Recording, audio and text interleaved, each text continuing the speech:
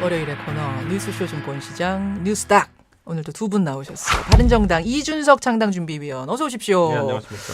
그리고 이제 우리가 3주째인가요 오늘이? 네. 예, 새로 합류하신 실시간 검색어 2위에 빛나는 세미래정책연구소 허성무 소장. 예, 반갑습니다. 근데 우리 애청자들이 이제는 저 허성무란 사람이 누군지 파악을 하셨나 봐요.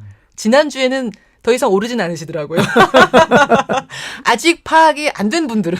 아니 근데 이렇게 또 하면 돼요. 한번 허성무 검색해보세요. 이렇게 하면 아마 또 얘기하실 겁니다. 그래요. 이렇게 두 분과 함께 시작하는 뉴스쇼 증권시장 뉴스닥 시즌2. 그러잖아. 일부 인터뷰에서 남경필 지사가 문재인 전 대표를 남자 박근혜 같다. 이렇게 지금 표현을 하셨어요.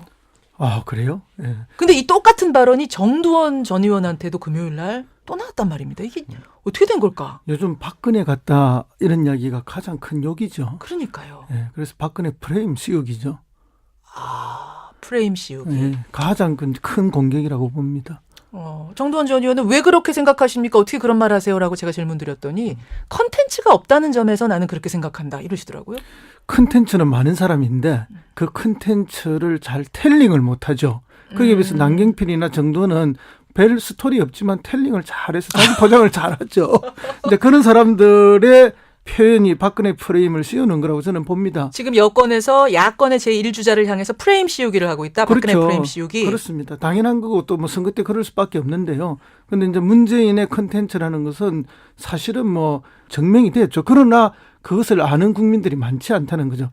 그럼 그거는 이제 자기 광고를 잘 못한 마케팅에 실패한 문재인의 책임이긴 하지만 실제 그들이 공격하는 것처럼 컨텐츠가 없는 분은 전혀 아니다. 저는 지금 이렇게 그 모든 주자들이 문재인 때리기에 달려들고 있는 상황 자체가 2012년 때 약간 비슷한 국면이 있었다면 그때는 박근혜 대 안티 박근혜 그 대결이었거든요. 그렇죠. 근데 이게 문재인과 안티 문재인의 대결로 갔을 때는 문재인 쪽이 100% 유리합니다. 그러면 오히려 예, 어떤 팬클럽과 안티가 붙어가지고 안티가 이기는 경우 거의 없습니다. 그거는. 오히려 도와주는 꼴이다 이거는. 그러니까 왜냐하면은 그 안티는 뭐 비토하는 것까지는 됐는데 대안 제시를 해야 되는 입장인데 그게 지금 잘 안 된다면은 오히려 체급을 키워주는 꼴만 되기 때문에 그거에 대해서 지금 그 나머지 주자들 문재인 대표를 대한 주자들은 큰 고민을 하게 될 겁니다. 앞으로. 오히려. 예. 알겠습니다. 예, 문재인 전 대표한테 지금 박근혜 프레임 씌우기라는 것이 돌아가고 있다. 이 부분에 대한 두 분의 평론 잠깐 들었고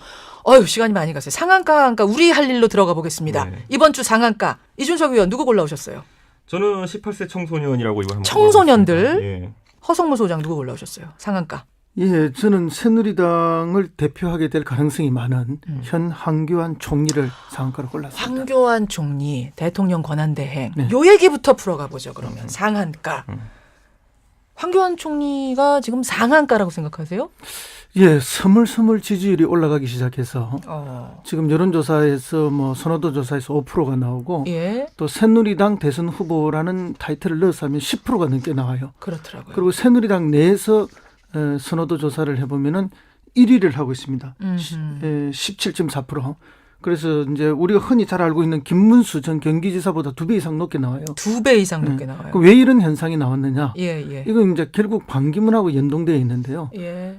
보수 세력들 중에서도 원조 보수, 이념 보수라고 이야기하는 새누리당 쪽에서는 반기문을 우리 후보로 지금 보지 않는 그런 흐름이 잡힌 것이 아닌가. 그러다 보니까 그 당을 지지하는 사람들이 자연스럽게 황교안을 지지하게 돼서 황교안의 지지율이 밑도 끝도 없이 스물스물 누구도 모르는 채 올라가 버린 거예요. 지금 본인은 대선 출마 생각 전혀 없다란 말을 분명히 했거든요. 그것과 상관없이 오르는 거예요, 지지율. 예, 지금은 전혀 없는 거죠.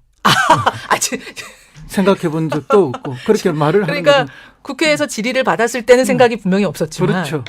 그러니까 그 생각은 언제든지 바뀔 수 있는 거고 그렇구나. 또 상황이 자기를 부르면 나설 수 있는 건데 이제 그게 과연 현실화될 것인가 하는 거에 이제 문제는 별개의 문제인데 이제 이쪽에서도 지금 황교안 말고도 김문수 전 경기지사가 지금 왜 탈당을 안 하고 새누리당에 계속 남아 있느냐? 자기가 대표 얼굴이 될 수도 있다라는 믿음이죠. 그리고 이인재 의원도 지금 대통령 출마 선언을 하고 계시잖아요. 그러니까 이제 원조 보수, 이념 보수의 대표 얼굴 마담이 되고 싶은 분들이 여러분이 계신 거죠. 계신데 그 중에서도 황교안이 지금 그 지지자들의 주목을 받고 있다. 가장 큰 문제가 그런데 이제 황교안 총리 같은 경우에는 사실 많은 분들이 기억 못 하시는 게 지난번에 이제 그 법무부 장관 청문회 때 나왔던 사안들에 대해 가지고 사실상 뭐 소명이 완전히 안 된 상황들이 좀 있거든요. 그때 뭐였죠? 뭐 피부병 같은 게 있어서 단마진. 군대 안 가고 뭐 그런 것들에 대해 가지고 그러니까 보수층에서 제가 황교안 총리를 지지한다고 하시는 분들을 만나도 황교안 총리에 대해서 이력이나 이런 것들 잘 알지 못합니다. 그렇기 때문에 이거야말로 구도에 의해서 만들어진 후보다라고 볼 수 있는 것이고 구도에 의해서 구도에서 지금 뭐 자생적 새누리당 후보를 내자는 어떤 움직임 속에서 구도상에서 발현된 후보라고 보고 지금 솔직히 말하면 그 구도상에서 발현됐던 또 하나의 후보가 반기문 총장 아닙니까? 그렇죠. 제3지대론과 더불어 가지고 결국에는 대선이라는 거는 마지막에 가면 양자 3자로 압축되게 되면은 인물에 대한 모든 것이 나오게 되고 결국엔 인물 대결로 가게 되기 때문에 구도상의 후보들은 지난번까지 이제 대선에서도 봤지만은 크게 제 생각에는 파괴력은 없을 것이다. 제 생각에는 좀 어렵지 않나라는 생각이 듭니다. 그러면 그거 말고요. 대통령이 된다 만다 말고 황교안 총리가 진짜 새누리당 대선 후보가 될 확률은 현실성은? 저는 최근에 임명진 비대위원장의 반응을 보면은 독자 후보를 내는 방향으로 가고 또 갑자기 임명진 비대위원장이 박근혜 대통령에 대한 결사옹위 모드로 이제 가고 있거든요. 그거 자체가 저는 독자 후보론이라면 황교안 총리를 생각하고 있다. 끌어들일 수 있겠지만은 또 그러면 총리 사퇴해야 되는 거 아닙니까? 그러네요. 그럼 그거 하는 순간 또 지지율 빠집니다. 아니 그거는 지지 세력 내에서는 달라요. 왜냐하면 이 황교안 총리가 요구하는 지지 세력은 새누리당 지지 세력 내에 또는 보수 이념 보수 내에서의 지지이기 때문에 그건 전혀 문제가 안 돼요. 왜냐하면 그걸 넘어서는 지지를 지금 확보하려는 게 아니거든요. 이 사람들은. 어차피 그거니까. 그렇죠. 그리고 자기가 뭐 사퇴하면 바로 경제부총리가 또 권한대행을 하게 되니까 그게 대해서는 편한 생각을 가질 수가 있어요. 현실적으로. 그래서 실제로 이런 흐름은 대선도 대선이지만 그건 무슨 말인가 하면은 대선 때 후보를 내지 못하는 정당은 불임 정당에 대해서 사그라집니다. 그러니까 반드시 독자 후보를 낼 거라고 봅니다. 그렇죠. 그러나 대선에서 반드시 이긴다 하는 건 아직까지 확정적이지는 않는 거죠. 목표고. 그러나 그 이후 멀리 보는 거죠. 다음 총선까지를 보는 계획이 들어있는 거다. 황 총리한테. 그래서 새누리당이 이름도 바꾸고 뭐도 바꾸고 해서 더 생명을 연장해가고 정치 권력을 유지 확대하려고 하는 특히 영남을 기반으로 해서 이념 보수를 중심으로 해서 간다는 그런 구도 하에서 이런 다자 구도까지도 생각하는 것이 아닌가. 87년의 재판인데 일로 상김이지만은 분명히 이제 그때는 일로가 이기는 구도지만 지금 반드시 이기는 구도까지는 아니라 하더라도 그런 다자 구도의 가능성까지도 염두에 두고 있는 것이 아닌가. 그럴 때 황교안은 의미가 있다.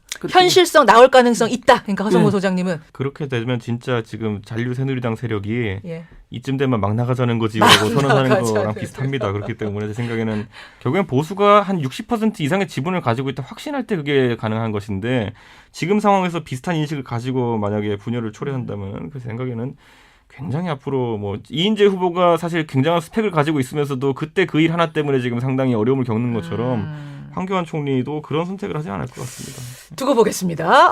오늘 황교안 총리에게다 얘기가 한참 진행이 됐는데 이준석 위원은 18세 청소년들을 18살의 청소년들 상한가로 뽑아오셨어요? 예, 어쨌든 18세 청소년의 참정권이라는 게 현실화되고 있다는 측면에서 제 생각에는 어쨌든 청소년들에게 뭐 사실 선거라는 게 정치 경험 중에 가장 뭐 화끈한 경험 아니겠습니까? 그렇죠. 그걸 경험할 수 있는 기회가 빨리 왔다라는 거. 근데 더불어민주당하고 국민의당은 이 18세 투표권 주자 이번 대선부터 하자라고 얘기하지만 바른정당하고 새누리당은 반대 아닙니까? 야, 바른정당은 지금 이게 좀 제가 당을 처음 하면서 이제 바른정당에서 보니까 야, 모든 걸 전원의 정책 의총으로 이제 결정하려고 하다 보니까 사실 그 당론으로 정하려면 한 3분의 2 이상의 동의가 있어야지 그게 큰 무리 없이 진행되는 건데 지난번에 이제 이 18세 투표권에 대해 가지고 그래서 30명에게 의견을 물었는데 이게 대비지만 그냥 유출하겠습니다. 뭐예요?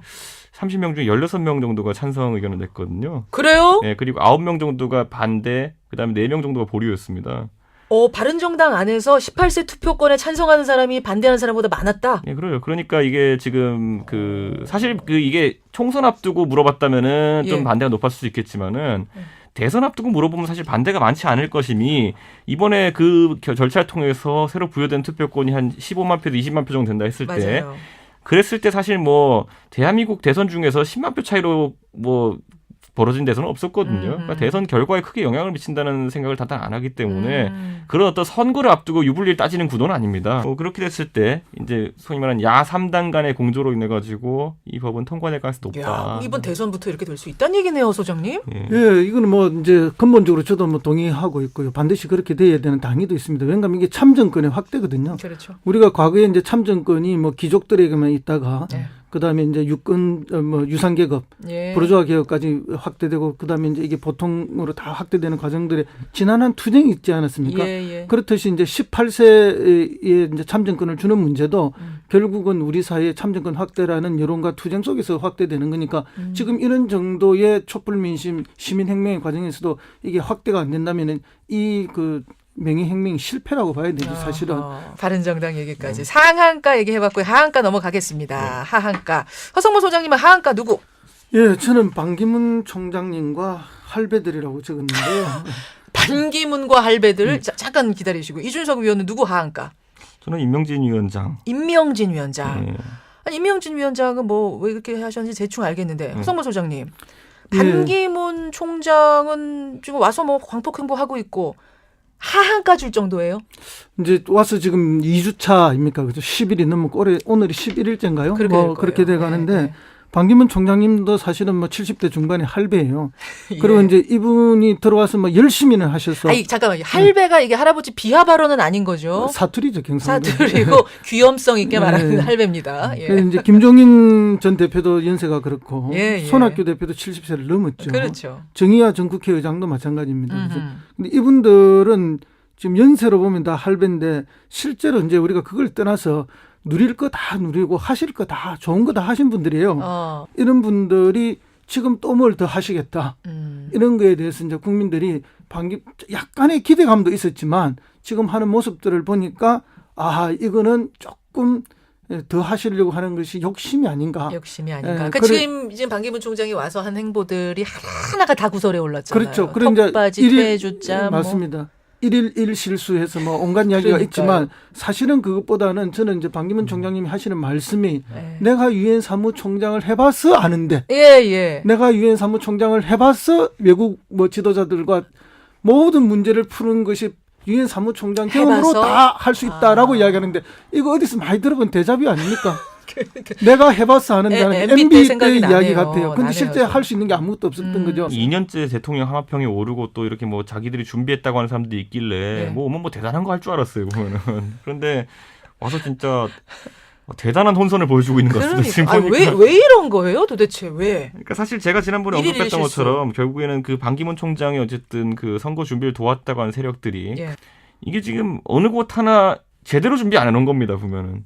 준비 없이 들어왔다. 그렇죠. 그래가지고 지금 뭐 사실 믿을 거라는 거는 고지지율을 지금 유지하는 것이었는데, 초기에 와가지고 뭐 사실 그 첫날 때부터 그런 끼가 약간 보였습니다. 뭐 공항철도를 타느니 마느니부터 해가지고. 지하철 타냐 마느냐. 그 말은 뭐냐면 캠프가 지금 개선 조직으로 딱 구성이 안 돼 있다는 얘기거든요. 우왕좌왕한다는 그러니까 거죠. 결정을 해봐야 되는 위치에 있는 사람들이 그러니까 이렇게 얘기하더라고요. 사람들이 외교관들이 결정을 하는 위치에 가 있는데 실제로 외교관들도 거의 뭐 10년 만에 한국에 들어온 사람들이 많다. 그 결정권자 위치에 있는 사람들이. 그러니까 그게 반기문 총장의 국제적인 경험과 그리고 국내에서의 어떤 그런 정치 상황과 결합될 수 있는 어떤 그런 캠프를 만들었어야 되는데. 알겠습니다. 이거 전부 다 보면은 캠프 때문이다. 바로 그런 점도 있고 이제 핵심적으로는 지금 50대들이 대선 출마를 급격하게 이렇게 지금 하고 있어요.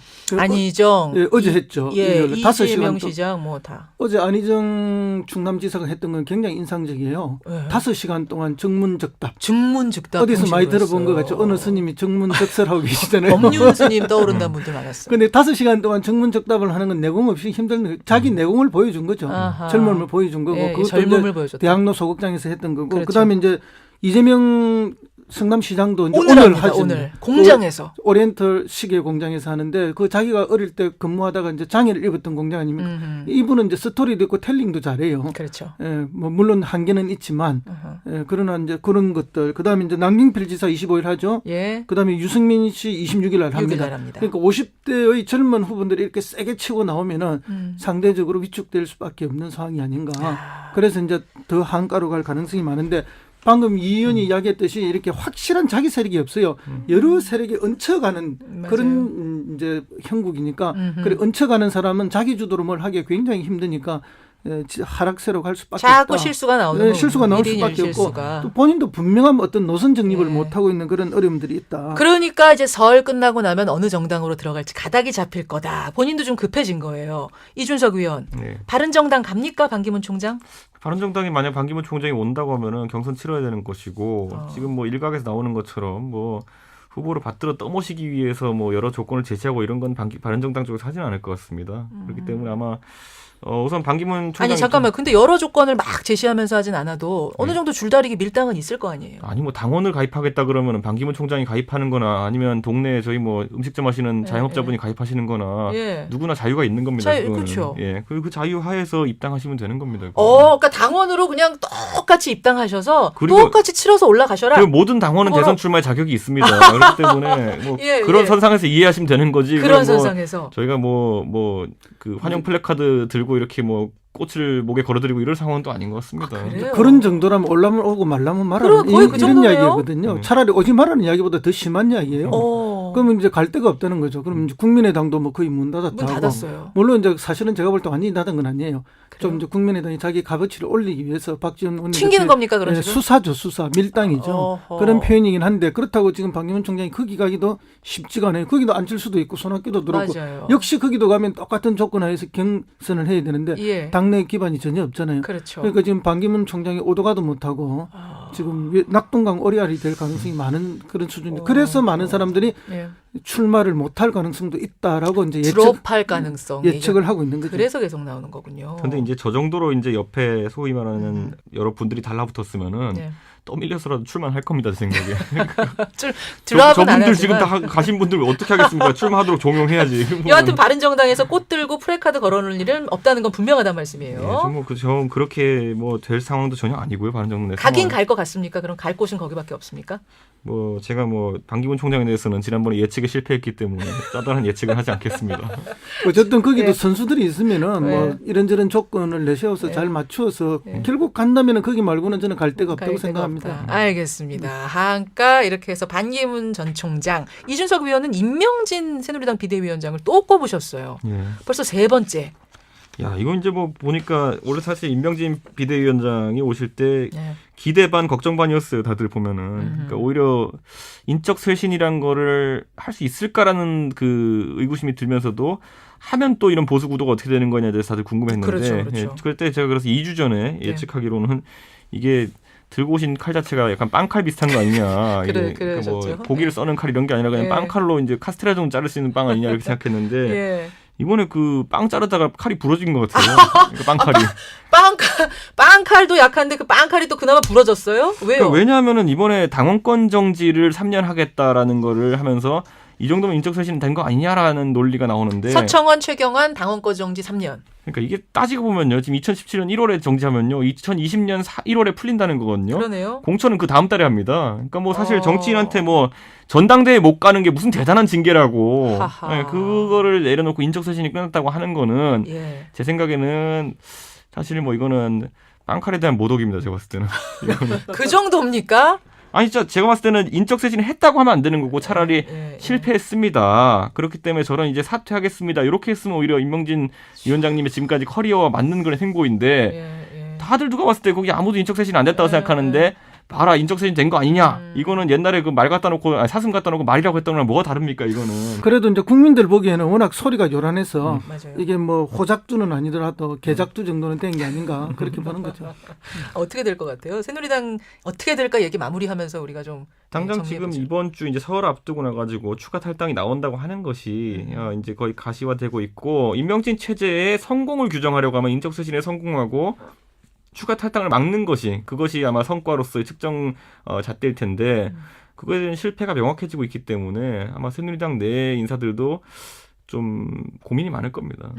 그런데 고민은 많지만 역시 선택하기가 쉽지 않을 거예요. 왜냐하면 바른정당으로 가자니 거기도 명쾌한 대선 주자가 없고 대선에 이길 만한 선수도 없고 그렇다고 해서 반기문이 제대로 거기 정착되는 것도 아니고 그러면 이게는 지금 기득권이 많잖아요. 기득권을 버리고 가기도 매우 어려워요. 그렇죠. 특히 그래서, 자기의 지역구 생각도 해야 되니까. 지역구 생각도 해야 되고 오랜 보수의 이제 원조가 여기고 이러니까 그렇죠. 굉장히 힘들 텐데 그러나 이제 임명진 목사님의 노력을 다 폐마할 수는 없다. 원래 자기 능력 범위 내에서는 제대로 한 거다. 이렇게 또 볼 수도 있거든요. 다른 면에서. 완벽한 디스인데요.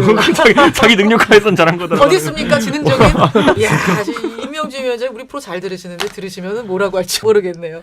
이렇게 해서 오늘 뉴스닥 18세 청소년 황교안 총리 그리고 하한가에는 임명진 비대위원장 반기문 전 총장 올리면서 호두판 문을 닫지요. 두 분 고생하셨습니다. 감사합니다. 세미래정책연구소 허성무 소장, 바른정당 이준석 창당준비위원이었습니다. 지지이기 때문에 그렇죠. 그건 전혀 문제가 안 돼요. 왜냐하면 그걸 넘어서는 지지를 지금 확보하려는 게 아니거든요. 이 사람들은. 어차피 그거니까. 그렇죠. 그리고 자기가 뭐 사퇴하면 바로 경제부총리가 또 권한대행을 하게 되니까 그게 대해서는 편한 생각을 가질 수가 있어요. 현실적으로. 그래서 실제로 이런 흐름은 대선도 대선이지만 그건 무슨 말인가 하면은 대선 때 후보를 내지 못하는 정당은 불임 정당에 대해서 사그라집니다. 그러니까 반드시 독자 후보를 낼 거라고 봅니다. 그렇죠. 그러나 대선에서 반드시 이긴다 하는 건 아직까지 확정적이지는 않는 거죠. 그렇죠. 목표고. 그러나 그 이후 멀리 보는 거죠. 다음 총선까지를 보는 계획이 들어있는 거다. 황 총리한테. 그래서 새누리당이 이름도 바꾸고 뭐도 바꾸고 해서 더 생명을 연장해가고 정치 권력을 유지 확대하려고 하는 특히 영남을 기반으로 해서 이념 보수를 중심으로 해서 간다는 그런 구도 하에서 이런 다자 구도까지도 생각하는 것이 아닌가. 87년의 재판인데 일로 상김이지만은 분명히 이제 그때는 일로가 이기는 구도지만 지금 반드시 이기는 구도까지는 아니라 하더라도 그런 다자 구도의 가능성까지도 염두에 두고 있는 것이 아닌가. 그럴 때 황교안은 의미가 있다. 현실성 나올 가능성 있다. 그러니까 허성무 소장님은. 그렇게 되면 진짜 지금 잔류새누리당 세력이 이쯤 되면 막 나가자는 거지라고 선언하는 거랑 비슷합니다. 그렇기 때문에 제 생각에는 결국엔 보수가 한 60% 이상의 지분을 가지고 있다 확신할 때 그게 가능한 것인데 지금 상황에서 비슷한 인식을 가지고 만약에 분열을 초래한다면 그 생각에는 굉장히 앞으로 뭐 이인재 후보가 사실 굉장한 스펙을 가지고 있으면서도 그때 그 일 하나 때문에 지금 상당히 어려움을 겪는 것처럼 황교안 총리도 그런 선택을 하지 않을 것 같습니다. 두고 보겠습니다. 오늘 황교안 총리에게다 얘기가 한참 진행이 됐는데 이준석 위원은 18세 청소년 월요일의 코너 뉴스쇼 증권시장 뉴스닥 오늘도 두 분 나오셨어요. 바른정당 이준석 창당준비위원 어서 오십시오. 네, 안녕하십니까. 그리고 이제 우리가 3주째인가요 오늘이? 새로 합류하신 실시간 검색어 2위에 빛나는 세미래정책연구소 허성무 소장. 반갑습니다. 근데 우리 애청자들이 이제는 저 허성무란 사람이 누군지 파악을 하셨나 봐요. 지난주에는 더 이상 오르진 않으시더라고요. 아직 파악이 안 된 분들은. 아니 근데 이렇게 또 하면 돼요. 한번 허성무 검색해보세요. 이렇게 하면 아마 또 얘기하실 겁니다. 그래요. 이렇게 두 분과 함께 시작하는 뉴스쇼 증권시장 뉴스닥 시즌2. 그러잖아. 일부 인터뷰에서 남경필 지사가 문재인 전 대표를 남자 박근혜 같다. 이렇게 지금 표현을 하셨어요. 아, 그래요? 근데 이 똑같은 발언이 정두원 전 의원한테도 금요일 날 또 나왔단 말입니다. 이게 어떻게 된 걸까? 요즘 박근혜 같다 이런 이야기가 가장 큰 욕이죠. 그러니까요. 그래서 박근혜 프레임 씌우기죠. 프레임 씌우기. 가장 큰 공격이라고 봅니다. 정두원 전 의원은 왜 그렇게 생각하십니까? 어떻게 그런 말 하세요라고 제가 질문 드렸더니 컨텐츠가 없다는 점에서 나는 그렇게 생각한다 이러시더라고요. 컨텐츠는 많은 사람인데 그 컨텐츠를 잘 텔링을 못하죠. 거기에 비해서 남경필이나 정두원은 별 스토리 없지만 텔링을 잘해서 자기 포장을 잘하죠. 근데 그런 사람들의 표현이 박근혜 프레임을 씌우는 거라고 저는 봅니다. 지금 여권에서 야권의 제1주자를 향해서 프레임 씌우기를 하고 있다. 박근혜 그렇죠. 프레임 씌우기. 그럴수리 올라가기 시작해서 지금 여론조사에서 뭐 선호도 조사에서 5%가 나오고 또 새누리당 대선 후보라는 타이틀을 넣어서 하면 10%가 넘게 나와요. 그렇더라고요. 그리고 새누리당 내에서 선호도 조사를 해보면은 1위를 하고 있습니다. 17.4%. 그래서 이제 우리가 흔히 잘 알고 있는 김문수 전 경기지사보다 2배 이상 높게 나와요. 2배 이상 높게 나와요. 왜 이런 현상이 나왔느냐? 이건 이제 결국 반기문하고 연동되어 있는데요. 보수 세력들 중에서도 원조 보수, 이념 보수라고 이야기하는 새누리당 쪽에서는 반기문을 우리 후보로 지금 보지 않는 그런 흐름이 잡힌 것이 아닌가. 그러다 보니까 그 당을 지지하는 사람들이 자연스럽게 황교안을 지지하게 돼서 황교안의 지지율이 밑도 끝도 없이 스물스물 누구도 모르는 채 올라가 버린 거예요, 지금. 지금 본인은 대선 출마 생각 전혀 없다란 말을 분명히 했거든요. 그것과 상관없이 오르는 거예요, 지지율. 예, 지금은 전혀 없는 거죠. 생각해 본 적도 없고 그렇게 말을 하는 거죠. 그러니까 국회에서 질의를 받았을 때는 생각이 분명히 없었지만. 그렇죠. 그러니까 그 생각은 언제든지 바뀔 수 있는 거고 그렇구나. 또 상황이 자기를 부르면 나설 수 있는 건데 이제 그게 과연 현실화될 것인가 하는 거에 이제 문제는 별개의 문제인데 이제 이쪽에서도 지금 황교안 말고도 김문수 전 경기지사가 지금 왜 탈당을 안 하고 새누리당에 계속 남아 있느냐?